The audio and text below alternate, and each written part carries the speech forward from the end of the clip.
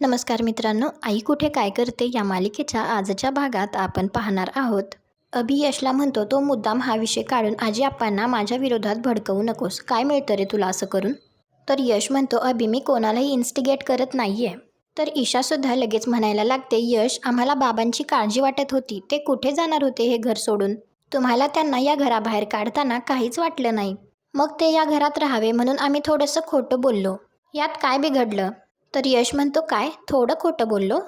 ईशा तू काय बाबांची बाजू घेतेस? आम्ही त्यांना घरातून बाहेर जायला का सांगत होतो याचं कारण माहिती आहे ना तुला? त्यांनी जे काही कृत्य केले ना त्याच्यासाठी आम्ही त्यांना काय जाहीर पुरस्कार द्यायला हवा होता का? ईशा यशला म्हणते, तुला कधी बाबांची साईड घेऊन बोलावंसं वाटत नाही का? तर यश म्हणतो, कधीच नाही, कारण मला माझं डोकं आहे आणि मी काही तुमच्यासारखं ते घाण ठेवलेलं नाहीये. बाबा म्हणतील तिकडे झुकायला माझं काही आंधळं प्रेम नाहीये तुमच्यासारखं त्यांच्यावर. माझी सदसद विवेक बुद्धी अजूनही जागृत आहे. आणि ईशा तू तर गप्पच बस. तुला तर कधीच स्वतःचं मत नव्हतं. संजना तुझ्या बाजूने बोलली की ती चांगली. अभि तुझ्या बाजूने बोलला की तो चांगला. स्वतःसाठी तुला कुठलीही गोष्ट कधी ठरवता आलेली नाही, त्यामुळे अजिबात मध्ये बोलू नकोस. यश त्या दोघांनाही म्हणत असतो, मी तुमच्या दोघांनाही सांगतोय, तुम्ही आत्ता जे काही वागताय ना ते साफ चुकीचं आहे. तुम्ही चुकीच्या गोष्टीत बाबांना साथ देताय. अभि मी तुला एक गोष्ट आत्ताच सांगतोय, लक्षात ठेव. बाबा आणि संजना यांबरोबर तू या प्रकरणात खूप वाईट पद्धतीने अडकणार आहेस आणि यानंतर तुला सोडवायला कोणीही येणार नाहीये. आणि तो ईशाला म्हणतो, तू या सगळ्यात ॲक्टिव्हली इन्व्हॉल्व नसलीस तरी तू यांना सपोर्ट करतीयस ना, म्हणून तुलाही शिक्षा होऊ शकते. तर ईशा म्हणते, माझा काय संबंध? मला का शिक्षा होईल? तर आप्पा म्हणतात, यश जाऊ दे रे, यांना समजावून सांगणं म्हणजे पालथ्या घड्यावर पाणी आहे. असं म्हणून आप्पा तेथून निघून जातात. आप्पांच्या मागोमाग कांचनसुद्धा तेथून जाते. त्यानंतर यश जरा बाहेर निघालेला असतो. त्यावेळी अनघा त्याला विचारते, यश अरे कुठे चाललास? तर यश सांगतो, आज कोर्टात जे काही झालं त्यामुळे आईला थोडंसं अस्वस्थ वाटत असेल, त्यामुळे मी तिच्याकडे जाऊन येतो. तर अनघा म्हणते, ठीक आहे, तिला सांग जास्त विचार नको करूस. यश सांगतो असं म्हणून तेथून जातो. तर अनघा लगेच अभिला म्हणते, अजूनही वेळ गेलेली नाहीये, जरा विचार कर. अभि आणि ईशा दोघेही थोडेसे घाबरलेले असतात. त्यानंतर आरती करायची असते, त्यामुळे आप्पा खाली आलेले असतात. तेवढ्यातच तेथे पोलीस येतात आणि ते विचारतात, अनिरुद्ध देशमुख कुठे आहेत? तर आप्पा विचारतात, काय झालं? तेवढ्यातच अनिरुद्ध तेथे येतो आणि म्हणतो, मी अनिरुद्ध देशमुख. तर पोलीस अनिरुद्धला सांगतो, आम्ही तुम्हाला फसवणुकीच्या गुन्ह्याखाली अटक करतोय. अनिरुद्ध म्हणतो, मी काहीच केलेलं नाहीये. तर पोलीस म्हणतो, आम्हाला कोर्टामधून आदेश मिळालेत, कोर्टामध्ये तुमचा गुन्हा सिद्ध झालाय आणि तुम्हाला जेल झाली. अनिरुद्ध म्हणत असतो, खरंच मी काही केलेलं नाहीये. पोलीस अनिरुद्धच्या हाताला धरून ओढत असतात. तर अनिरुद्ध म्हणतो, मी जर गुन्हेगार असेल तर माझा मुलगा सुद्धा गुन्हेगार आहे, याला सुद्धा अटक करा. या सगळ्यामध्ये हा सुद्धा सामील होता. अभि म्हणत असतो, बाबा माझा काय संबंध, मी काय केलंय? तर अनिरुद्ध म्हणतो, अभि खोटं बोलू नकोस, या प्लॅनमध्ये आपण दोघेही सहभागी होतो. आपण दोघांनी मिळून हे सगळं केलेलं आहे. मी एकट्याने शिक्षा का भोगायची? चल. अभि म्हणतो, बाबा हा तुमचा आणि संजनाचा प्लॅन होता, मी कुठून आलो मध्ये? असं म्हणून तो आप्पांच्या मागे जाऊन लपत असतो. तर पोलीस सांगतात, संजना देशमुख यांना आम्ही आधीच अटक केलंय. तर अनिरुद्ध जरा रागातच म्हणत असतो, मग याला सुद्धा अटक व्हायला हवी आहे. आम्ही दोघांनी मिळून हे सगळं केलंय. अभि म्हणत असतो, नाही नाही, मी काही केलेलं नाहीये. तर पोलीस म्हणतात, अभिषेक देशमुख तुम्ही सुद्धा या गुन्ह्यामध्ये बरोबरीचे भागीदार आहात, त्यामुळे आम्ही तुम्हाला देखील अटक करतोय, सोबत तुमचं लायसन्स देखील जप्त करतोय. पोलीस अभि आणि अनिरुद्धला हाताला धरून ओढत नेत असतात. त्यावेळी आप्पा विचारतात, इन्स्पेक्टर साहेब यांना किती वर्षाची शिक्षा होणार? तर पोलीस सांगतात, कमीत कमी 7 वर्ष. तर अभि म्हणतो, 7 वर्ष? अहो माझी मुलगी लहान आहे, प्लीज मला सोडा, मला अटक करू नका. आणि तो अनघाला म्हणत असतो, अनघा तू तरी काहीतरी सांग ना, बोल ना काहीतरी. तर अनघा म्हणते, मी काय बोलू, मी आधीच तुला वॉर्न केलं होतं पण तू माझं ऐकलंच नाहीस. तर अभि म्हणतो, अनघा माझ्यासाठी नाही, निदान जानकीसाठी तरी वाचव ना मला प्लीज. अभि अनिरुद्धला म्हणत असतो, बाबा हे सगळं मी तुमच्यासाठी केलं माहिती आहे ना, आणि तुम्हीच मला अडकवताय. बाबा मी फक्त तुमच्या बरोबर होतो. अनिरुद्ध म्हणत असतो, अभि कशाला खोटं बोलतोयस? तू हे सगळं स्वतःसाठी केलंयस, तुला नवीन स्वतंत्र फ्लॅट हवा होता. अरे मी लाख सांगेन, पण तुला जर मान्य नव्हतं तर तू आधीच नाही म्हणून सांगायचं ना. अभि तुला या प्लॅनबद्दल सगळं आधीच माहिती होतं. अरे तूच मला आयडिया दिलीस ना, आता मागे फिरू नकोस. तर अभि ईशाला म्हणत असतो, अगं ईशा बाबा मला फसवतायत, तू तरी काहीतरी सांग ना यांना. तर ईशा म्हणते, दादा मी काय करणार, तू आधीच विचार करायला हवा होतास ना, इथे माझंच काही धड नाही, मी तुला काय मदत करणार.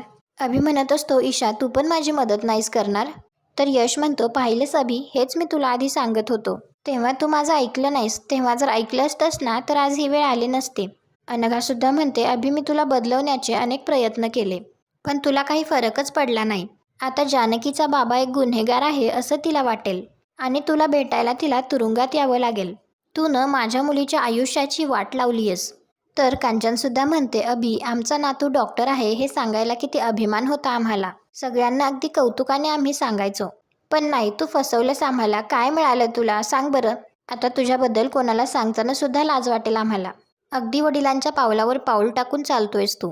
पण काय रे, अरुंधतीने जे संस्कार केले होते तुझ्यावर ते विसरलास का? तर आप्पा म्हणतात, इन्स्पेक्टर साहेब घेऊन जा या दोघांना. यांचं तोंड बघायची सुद्धा इच्छा नाहीये. अभि खूप जास्त घाबरलेला असतो आणि तो इन्स्पेक्टरचे पायसुद्धा धरत असतो आणि म्हणत असतो, प्लीज मला सोडा, माझं चुकलं. आणि तेवढ्यातच अभि झोपेतून दचकून जागा होतो. हे सगळं त्याचं एक भयानक स्वप्न असतं. अभिला त्याच्या शेजारी अनघा आणि जानकी दिसत नाही, तर तो इकडे येऊन त्यांना पाहतो. त्यानंतर अभि येऊन पायऱ्यांवरती बसतो, तर यशसुद्धा तेथे येतो आणि यशला पाहून अभि तेथून उठून जातो. अभि घराच्या बाहेर येतो. यशला सुद्धा त्याची जरा काळजी वाटत असते, त्यामुळे तो सुद्धा त्याच्या मागोमाग येतो. यश अभिला म्हणतो, मला माहिती आहे तुझं अनघावर आणि जानकीवर खूप प्रेम आहे. खरं तर तुझं आजी आप्पांवर आईवरही खूप प्रेम आहे. पण इतका कसा बदललास रे तू? मला आठवतंय, शाळेत असताना एकदा मी परीक्षेत कॉपी केली होती आणि मी घरी येऊन तुला सांगितलं होतं. तेव्हा तू माझ्यावर खूप ओरडला होतास. मला म्हणलास हे चीटिंग आहे, परीक्षेत नापास झालं तरी चालेल, पण चीटिंग करायची नाही. त्यामुळे शाळेत जायचं आणि शिक्षकांना सांगायचं. आणि दुसऱ्या दिवशी तू माझ्याबरोबर शाळेत आलास आणि तू तुझ्यासमोर मला शिक्षकांना सॉरी म्हणायला लावलंस. ईशा आणि माझे कान धरायचास तू आम्ही चुकल्यावर. आणि आता काय झालंय तुला?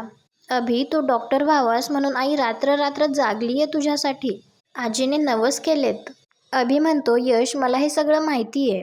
परत परत का आठवण करून देतोयस त्याची? तर यश म्हणतो, कारण तू सगळं विसरलायस अभि. तुला या गोष्टींचं आता काहीही वाटत नाही. कोविडमध्ये आठवतंय ना तुला, हॉस्पिटलमध्ये जावंच लागायचं. तुझी ड्युटी मस्ट होती. तेव्हा आई इथे तुझ्यासाठी देवाला साकडं घालायची. तू ज्या दिवशी डॉक्टर झालास ना त्या दिवशी आप्पांना खूप आनंद झाला. त्यांना तुला काहीतरी मोठं गिफ्ट द्यायचं होतं. तेव्हा त्यांनी तुला काय दिलं होतं आठवतंय ना? त्यांनी आयुष्यभराचं सेविंग तुला दिलं होतं. कट्ट्यावर, लाफ्टर क्लबमध्ये तुझ्याबद्दल किती कौतुकाने बोलायचे ते. अभिमानाने सांगायचे की माझा नातू डॉक्टर आहे. आणि आजी तर घरी आलेल्या पाहुण्यांना माझ्या आधी तुझी ओळख करून द्यायची. हा माझा मोठा नातू डॉक्टर आहे. तर अभि म्हणतो, यश प्लीज मला त्रास होतो या सगळ्याचा. तर यश म्हणतो, मलाही तुझ्या वागण्याचा खूप त्रास होतोय. काय अभि, किती वेळा माफ करायचं तुला? आमचं सोड, त्या अनघाकडे बघ एकदा. तू इतक्या वेळा चुकलायस तरी ती कायम तुझ्या बरोबर आहे, कारण तिचं प्रेम आहे तुझ्यावर. पण तिच्या प्रेमाचा आता अंत बघू नकोस. बास कर आता. तू खूप नशीबवान आहेस अभि. तुझ्या आजूबाजूला इतकी चांगली माणसं आहेत. त्या माणसांची किंमत ठेव. हो, त्याचं नव्हतं करतोयस तू अभि. अभि आम्हाला वाटतं तुझं चांगलं व्हावं. आम्हाला हवा आहेस तू. मला सांग, अनघाबरोबर आणि जानकीबरोबर तुला शांतपणे आयुष्य घालवावंसं वाटतं की नाही? मग काय झालंय तुला? का असा वागतोयस तू? तू बाबांच्या विरोधात बोलायला घाबरतोयस का? का घाबरतोयस तू? आईने आपल्याला काय शिकवलंय?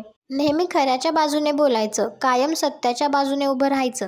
आईने केलेले संस्कार तू पूर्णपणे विसरलायस का अभि?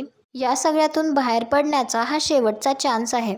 तू इतरांच्या मनात तुझ्याबद्दल प्रेम आणि विश्वास परत जागवू शकतोस. प्लीज कोर्टात आमच्या बाजूने साक्ष दे. अभि, तू जर असं केलंस ना तर सगळे प्रॉब्लेम सॉल्व्ह होतील. बाबा आणि संजना चुकीचं वागलेत आणि त्यांना याची शिक्षा होणारच आहे. पण तू जर त्यांची साथ दिलीस ना तर तू सुद्धा यात वाईट पद्धतीने अडकशील.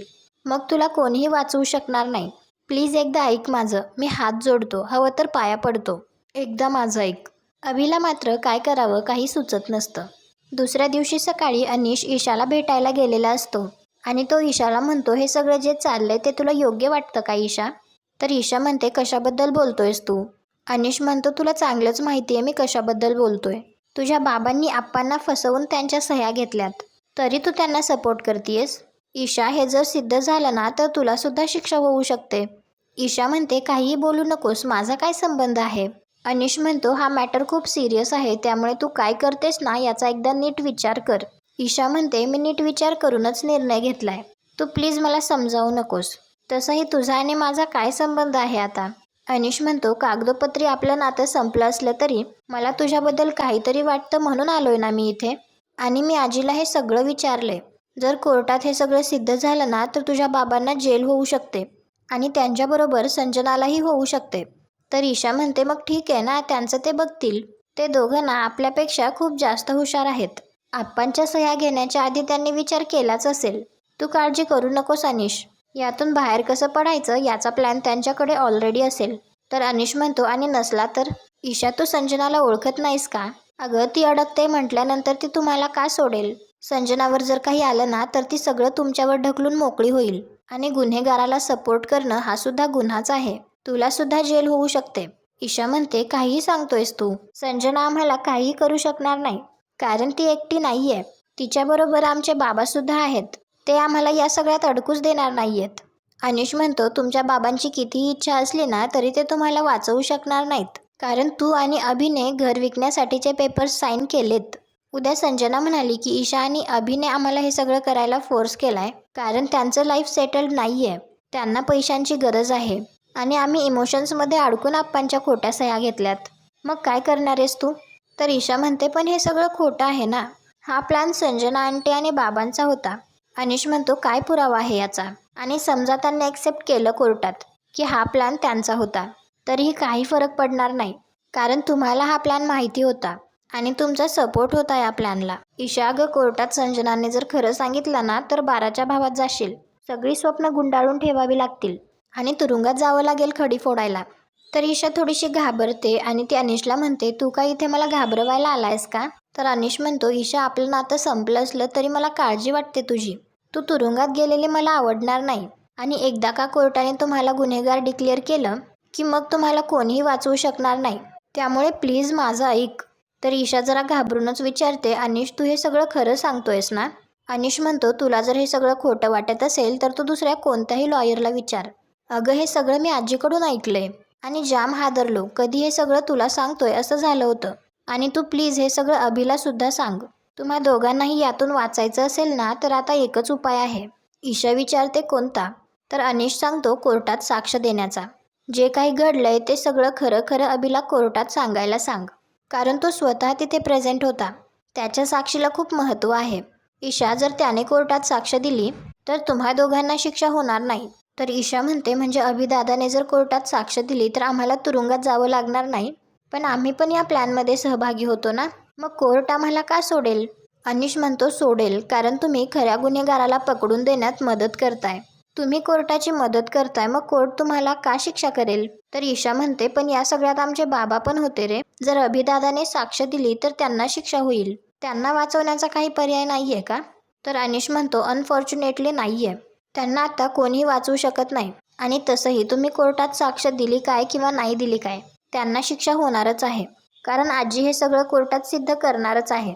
अभिने जर कोर्टात हे सगळं कबूल केलं नाही तर त्यांच्याबरोबर तुम्हालाही शिक्षा होईल. पण तू जर काही ईशा अभिला साक्ष द्यायला कन्व्हिन्स केलंस तर ॲटलिस्ट तुम्ही दोघं यातून वाचाल. ईशा म्हणत असते, पण बाबा. तर अनिश म्हणतो, जे चूक आहे ते आहे, मग कोणाच्याही हातून घडलेलं असो. त्या जागी तुझे बाबा आहेत म्हणून तू त्यांच्या चुकीच्या गोष्टीचं समर्थन करू नये असं मला वाटतं. आणि हेच सगळं सांगायला मी तुला इथे बोलावलं होतं. चल, येतो मी. शेवटी काय निर्णय घ्यायचा आहे हे तुझं तुलाच ठरवायचंय आणि तेवढी स्मार्ट तू आहेस. तर ईशा अनिशला थँक्यू म्हणते. अनिश तिला काळजी घ्यायला सांगून तेथून जातो. आणि अनिश थोडा लांबून तिच्याकडे बघतच मनात विचार करत असतो, माझं म्हणणं हिला पटलेलं दिसतंय. आता हिने अभिला कन्व्हिन्स करायला हवं. त्याने जर कोर्टात साक्ष दिली तर टेबल्स टर्न होतील. आणि आजचा भाग इथेच संपतो. पुढील भागात आपल्याला पाहायला मिळणार आहे, यश, नितीन आणि अनिश बसलेले असतात. त्यावेळी यश अनिशला विचारतो, तू ईशाला भेटणार होतास ना? तर अनिश सांगतो, मी ईशाला चांगलंच घाबरवलेलं आहे. जर आता ती खरंच घाबरली असेल तर ती अभिला नक्की कन्व्हिन्स करेल. नितीन म्हणतो, अभिने जर कोर्टात साक्ष दिली ना तर खूप बरं होईल. संजना आणि अनिरुद्धची अशी जिरेल ना. त्यानंतर इकडे समृद्धीमध्ये अभि बाहेरून येत असतो. तर अनिरुद्ध त्याला विचारतो, कुठे गेला होतास? तर अभि सांगतो, जॉबचं बघायला गेलो होतो. तर संजना लगेच म्हणते, अरे पण त्याची काय गरज आहे? तर अभि अनघाकडे बघतो. तर संजना लगेच त्याला म्हणते, कोणाचं काही ऐकण्याची गरज नाहीये अभि. तर अभि लगेच अनिरुद्धच्या जवळ येऊन बसतो आणि त्याला म्हणतो, बाबा आपण बिल्डरला सांगूयात का की आपल्याला टॉवर नकोय म्हणून? तुम्हाला हा भाग कसा वाटला ते कमेंट करून नक्की सांगा. व्हिडिओला लाईक करा. आपल्या मराठी मालिका चॅनलला सबस्क्राईब करा. भेटू उद्याच्या भागात.